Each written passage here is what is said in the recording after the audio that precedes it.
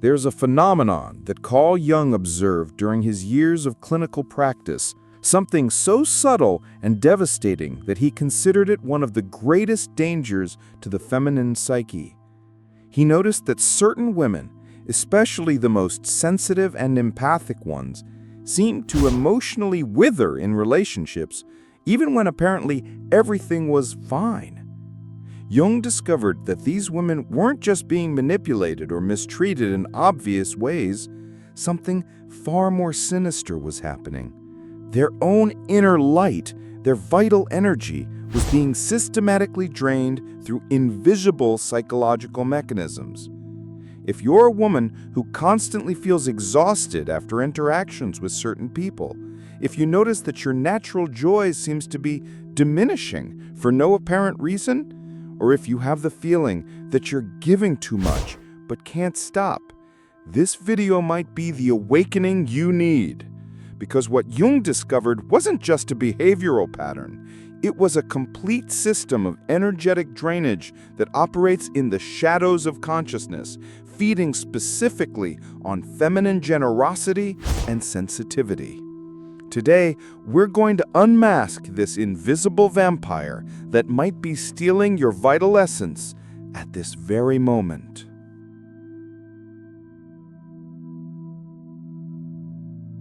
The invisible vampire. How Jung discovered the secret mechanism of emotional drainage.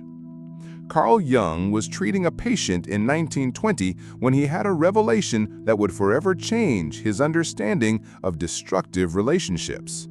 This woman, brilliant and compassionate, arrived at sessions increasingly dimmed, as if an inner light was being gradually extinguished. What was most intriguing was that she couldn't identify anything obviously wrong in her life. Her husband wasn't violent, didn't cheat on her, didn't openly insult her. But Jung perceived something she didn't see, a subtle pattern of emotional manipulation that he called psychic vampirism. The discovery of shadow projection. Jung identified that certain people, especially those with unresolved traumas, develop an unconscious ability to project their shadow, their rejected aspects, onto empathic partners. They don't do this consciously. It's a psychological survival mechanism. It works like this. When a person can't deal with their own wounds, fears, or inadequacies, they unconsciously seek someone who can carry these emotions for them. And who are the perfect targets? Empathic women who naturally absorb and process others' inner states. This gift, however, becomes a vulnerability when encountered by individuals who unconsciously seek emotional parasites. These energy drainers don't announce themselves. They appear as charming partners, needy friends, or family members who just need a little support. But what Jung discovered was chilling. They develop an unconscious radar for women who will absorb their emotional chaos without setting boundaries. The persona of the savior. Perhaps most devastating was Jung's observation about the savior persona that empathic women often develop. This psychological mask makes them believe that their worth comes from healing others, from being the emotional sanctuary for wounded souls. This persona becomes a trap. The more you identify with being someone's emotional healer, the more you attract people who need healing but aren't willing to do the inner work themselves.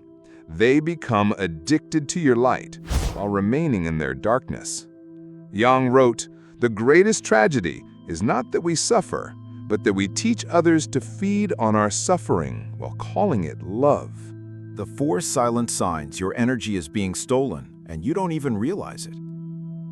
Jung documented specific patterns that appear when someone is systematically draining your vital energy. These signs are so subtle that most women dismiss them as stress, hormones, or simply being tired. But Jung knew better. He recognized these as symptoms of what he called psychic depletion. The first sign is what Jung termed phantom exhaustion. You wake up tired even after a full night's sleep. This isn't physical fatigue. It's what he described as soul tiredness. Your energy feels heavy, as if you're carrying invisible weights. This happens because empathic women often process not only their own emotions, but also absorb the unresolved trauma and negativity of others during sleep, when psychological defenses are down. The second manifestation is the emotional roller coaster that follows contact with certain individuals. Notice how you feel after spending time with specific people.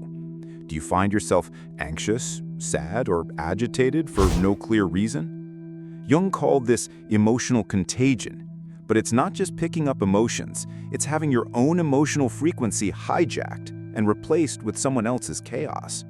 You become a vessel for their unprocessed feelings, while your own authentic emotions get buried beneath the weight of their psychological debris.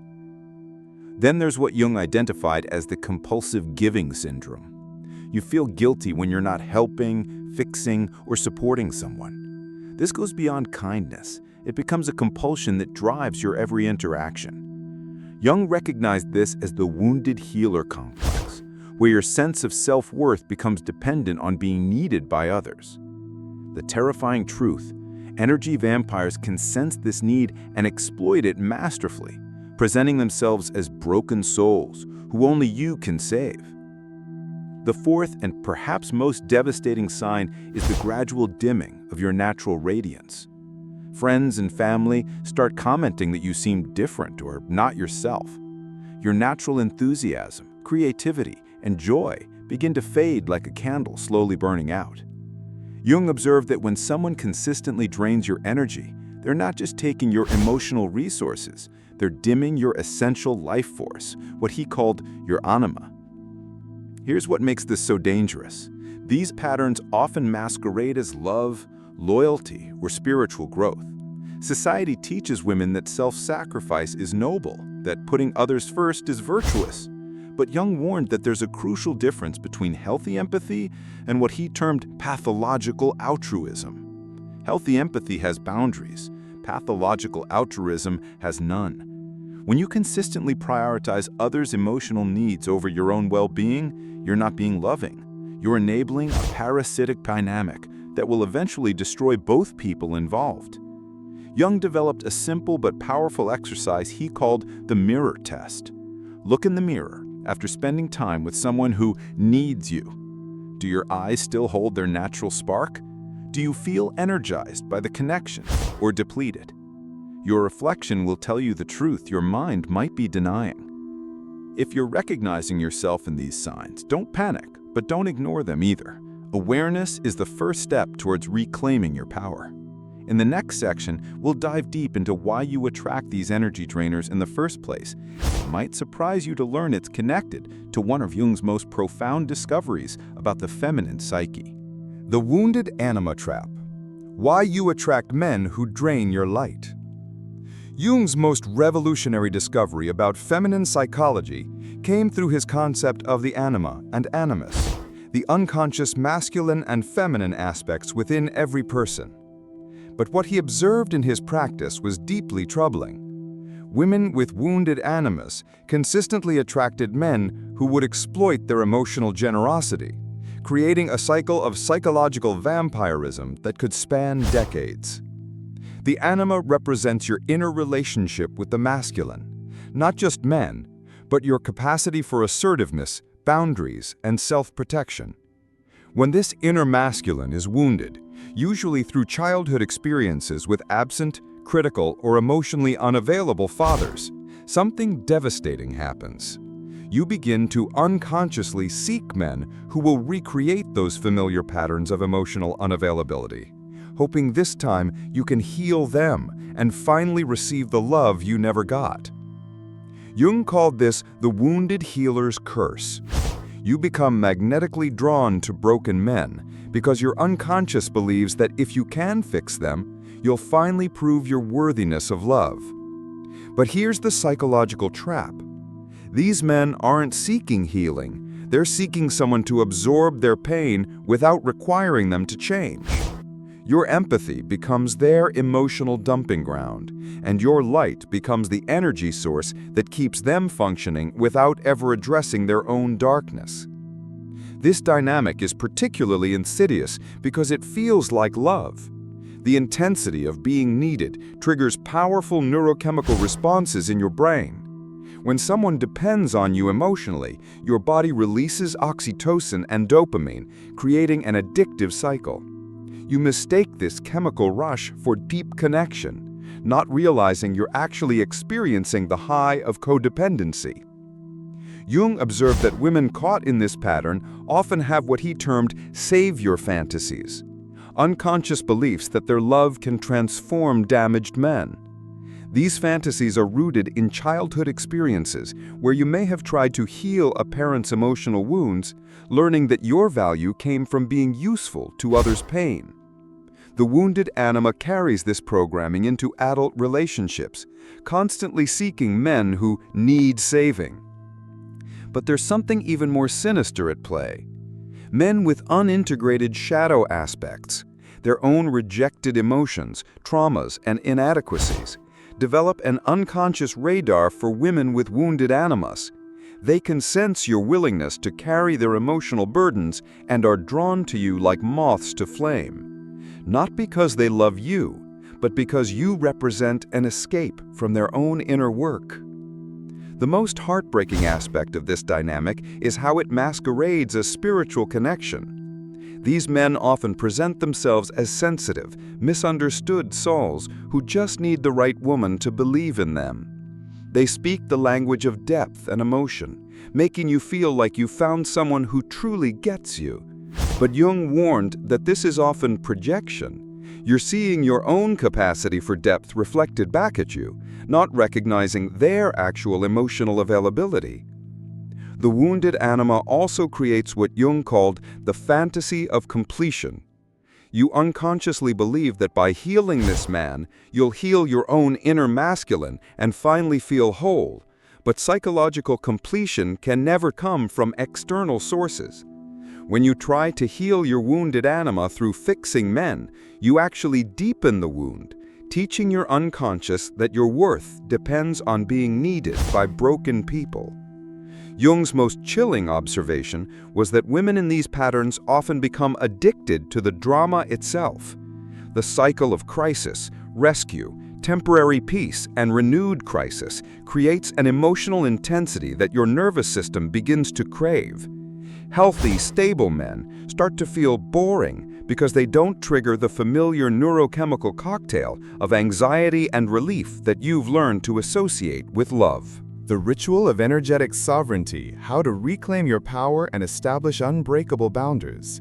For empathic women caught in cycles of energetic drainage, this means learning to distinguish between your authentic emotions and the emotional debris you've absorbed from others. The first step in Jung's approach is what he termed shadow integration, acknowledging the parts of yourself you've rejected or denied. Many empathic women have disowned their capacity for healthy selfishness, anger, and self-protection, viewing these qualities as unspiritual or unloving. But Jung understood that without integrating these shadow aspects, you remain vulnerable to those who would exploit your light. Start by reclaiming your right to anger. Jung observed that women who cannot access healthy anger become energetic doormats. Your anger is not a character flaw, it's your psyche's alarm system, alerting you when your boundaries are being violated. Practice feeling anger without immediately trying to understand, forgive, or rationalize it away. Let it exist as information about what you will and will not tolerate. Jung developed a powerful technique he called active imagination for identifying energetic cords that bind you to draining relationships. Close your eyes and visualize the person who depletes your energy. Notice if you can sense invisible threads connecting you to them, perhaps from your heart, solar plexus, or throat. These represent psychological attachments that allow them to access your energy even when they're not physically present. Visualize yourself cutting these cords with golden scissors, reclaiming the energy that flows back to you as brilliant light. The practice of what Jung called holding the tension of opposites is crucial for empathic women. You must learn to be both compassionate and boundaried, both open-hearted and discerning. This isn't about becoming cold or closed off. It's about developing what he termed conscious empathy rather than unconscious absorption. Before entering any interaction, set a clear intention. I can feel compassion for this person's pain without taking responsibility for healing it. Jung emphasized the importance of what he called psychological containers, structured practices that help you process emotions without being overwhelmed by them. Create daily rituals that help you distinguish between your energy and others. This might include meditation, journaling, or simply asking yourself, is this feeling mine or did I pick it up from someone else? If it's not yours, visualize returning it to its source with love but without attachment. One of Jung's most powerful insights was about the necessity of disappointing people as a path to authenticity. He observed that people-pleasers live in constant fear of others' disapproval, which makes them easy targets for manipulation. Practice saying no without explanation or justification. Your no is a complete sentence. Notice how your body feels when you honor your own needs instead of automatically accommodating others' demands. Jung also recognized the importance of what he called psychological hygiene, regular practices that clear your energetic field of accumulated emotional debris.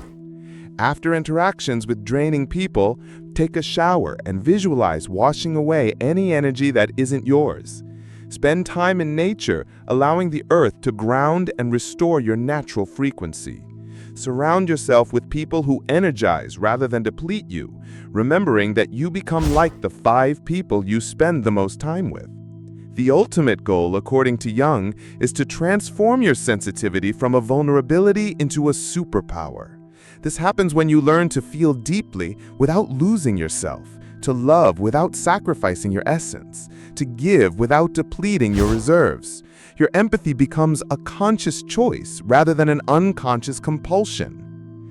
Jung's final wisdom for empathic women was this: your task is not to seek for love, but merely to seek and find all the barriers within yourself that you have built against it. The love you've been seeking from others already exists within you. When you stop giving your power away to those who would drain it, you discover that your own light is more than sufficient to illuminate your path. Remember, reclaiming your energetic sovereignty is not a one-time event. It's a daily practice of choosing yourself, honoring your needs, and protecting the precious gift of your sensitivity. You were not born to be anyone's emotional dumping ground. You were born to shine your light freely, without fear of it being stolen or diminished. Your empathy is not your weakness, it's your greatest strength, only when it's wielded consciously, with boundaries intact, and your own cup filled first. What we've explored today isn't just theory, it's a roadmap back to your authentic power. Jung understood that empathic women hold a unique position in the world. You have the capacity to feel deeply, to heal, to transform not just your own life, but the lives of those around you. But this gift comes with a responsibility, the responsibility to protect and honor your own energy first. The invisible vampires Jung warned about aren't necessarily evil people. They're often wounded souls who haven't learned to generate their own light. But that doesn't make you responsible for illuminating their darkness at the expense of your own radiance. True compassion sometimes means allowing others to sit with their own shadows until they're ready to do the inner work themselves. Your sensitivity is not a flaw to be fixed or a burden to be managed. It's a superpower waiting to be unleashed. But like any superpower, it requires training, boundaries, and conscious application. When you learn to feel without absorbing, to love without losing yourself, to give without depleting your reserves, you become unstoppable. Start today. Notice your energy levels after interactions. Practice saying no without guilt. Reclaim your right to anger, to boundaries, to putting yourself first. Cut the energetic cords that bind you to draining relationships. Remember that your worth is not determined by how much you can give or how many people you can save. You are not here to be anyone's emotional sanctuary at the expense of your own well-being. You are here to shine your light so brightly that it inspires others to find their own illumination. Jung's final message to empathic women was simple but profound. The privilege of a lifetime is to become who you truly are. Your true self is not the wounded healer, the eternal giver, or the emotional caretaker. Your true self is a sovereign being with the power to choose how, when, and to whom you extend your precious energy. If this message resonated with you and you're ready to dive deeper into the profound wisdom of psychology, relationships, and personal empowerment, subscribe to the Whispering Wisdom channel. We explore the hidden truths about human nature, the psychology of relationships, and the path to authentic power, all through the lens of the greatest minds in psychology and philosophy. Your journey to energetic sovereignty is just beginning, and we're here to guide you every step of the way. Your journey back to energetic sovereignty starts now.